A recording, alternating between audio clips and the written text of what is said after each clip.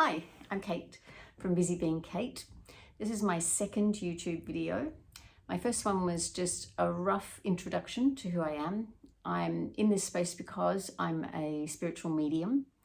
In thinking about what to talk about this time, I realized it might be of benefit to perhaps be a little more detailed about the types of mediumship that are out there, and in particular the ones that I practice, because there are varied sorts. General mediumship can often just be about messages of love from those and goodwill from those that have passed on the other side. The type of mediumship that I practice is called evidential mediumship, and it's really quite specific in that it's about delivering messages or evidence that can be verified by the sitter to prove that they have your loved one in spirit with them, that they've actually connected with them.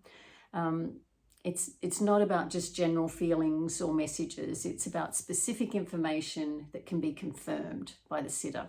So it could be things like, well, let's say, for example, you could have, instead of just saying, I've got someone here for you and they want to send their love, it could be, I have a lady that feels like a mother or a mother type, definitely in the generation above yours. This lady is showing me a ring that has a red stone, and she tells me that this ring was handed down through the family. Would that be correct? And you would then ask for a yes, no, or I don't know. So you're checking in to make sure that your information is accurate or not. Parts of it may be, but parts of it not. So it's important to check in as you go, because let's say in the case of what I just said, I've got a ring here and it has a red stone. So that might be correct, but it may not have been passed down through the family. So that she could have worn this ring all the time and you remember it and recognize it. So it's important to check in and connect the dots, basically. It's kind of like sleuth work. It's like you're a detective finding out about someone's family and who you've got. It's an exciting process because it allows you to create deep trust between the spirit, yourself, and the sitter. So for anyone that knows that their loved ones are around, this can actually help, this form of mediumship can actually help you lean into trusting even more so that they're really with you. You might get information like specific names can happen. It can be either a first name, a last name, it could be a nickname. It may even be a name that is not specifically that person's, but it could be associated with them. So somehow it's relevant or connected. There are things that you can offer like specific memories. So the person in spirit, let's say it's a grandfather, he might remember teaching you to ride a bike when you were young, and he could mention that, and you could go yes or no because you have the same memory. You know that he did that for you. What else can happen? There can be specific events. So things like certain Christmases, certain birthdays, celebrations, anniversaries. You may get the date of an anniversary, you may just get the memory of it. It may be that there was a photograph of it and you have it, so they bring that up for that reason. It could be something like a specific holiday that you had together or time that you shared. Let's say it's a work colleague. It could be any number of memories that you have surrounding that. It's not just family that you can do this with, it's anyone on the other side. Evidential mediumship matters because it gives real tangible proof that the spirit world exists. As I sit here, I talk with people that I've never met, I've never spoken to before, often, until the point of us having a reading together. They're not friends of a friend, so I don't know them that way. And there's only so many people you can know that way anyway. It's just something that leaves you pondering, even if you're not an all-in person for this, or you think it's a bit weird or I don't really trust it. This is the way you could lean into that and absolutely trust it, because this person that doesn't know you, has got information about you. Where else could they have got it from? Except for maybe what they're saying, you know, your dad's dropped in and he's saying, yeah, I remember teaching you to ride a bike. I remember that you were wearing those red shorts that got caught in the handlebars when you fell off and they ripped, you know, that sort of thing. It's that level of detail that you get with evidential mediumship that allows you to lean into it and really enjoy the time and the energy and the connection with those that you love and care about, that are no longer here for you to see or pick up the phone, perhaps. Yeah, it's a valuable tool in remaining connected to the people that we care about.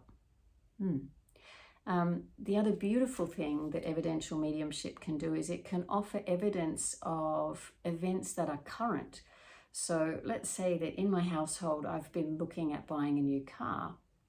Let's say that there's a choice of two, and I go and I have a reading, and the medium says to me, oh, I have a gentleman here and he's telling me that he feels you should buy the white car, not the red car.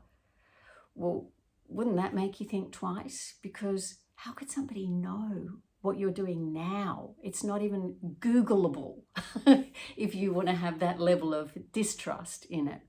So yeah, they check in on you. The other beautiful thing that proves is that spirit are around us all the time. They really are still part of our lives. Not just on these occasions where you sit in front of somebody and go, okay, connect me with them. Let me have this conversation. Let me chat with them. It's all the time. They're around you. They love you. They check in on you. They watch over you. They are still very present in what goes on in your life, despite the fact that they can't physically be here to perhaps share it. They metaphysically share it instead. That level of connection and trust really helps me know that there is something so much more to life than what we think we know so far, or what, you know, we can touch, feel, taste, smell, see. You know, it's just this whole other thing. And for me, it's been there for as long as I can remember. It's always been a part of my life. I never thought in my early days of it that I would ever use it to help others connect with their loved ones. I thought it was just something that I would use, that brought me comfort and let me lean into all the love that's offered in life. It's also confirmed for me that when you think you know something, think again. There is so much more than that when you scratch the surface and have a look. It's such a joy and an absolute privilege to meet people's families and those they care about this way, because it brings back moments of all sorts of emotion, let's face it, sadness, happiness, joy, just elation of all sorts, to the current moment. It helps you relive that person and really lean into that they're still there, they're still around, they still love you, they still care, they still want to share with you. So yeah, anyone that comes to a reading, I'm really grateful to, because it's a two-way gift. Doing this work is incredibly fulfilling. And from what I gather with the feedback that I get from the readings I do, it's pretty darn useful to those on the other side, as in the person that came for the reading, and then spirit also. They enjoy it. It's not like they stop caring, or they don't want you to succeed, or they don't want to share in your joy. They do. So yes, if you've ever thought about maybe having a reading and you haven't done it, I'd highly recommend that you try and find yourself an evidential medium and go for it. Connect with your family. It's, you know, well worth doing. Anyway, just another adjunct. Next time we get together, maybe we can talk a bit more about trance mediumship, because that's quite different to evidential. Yeah. Anyway, nice to see you. See you next time. Bye.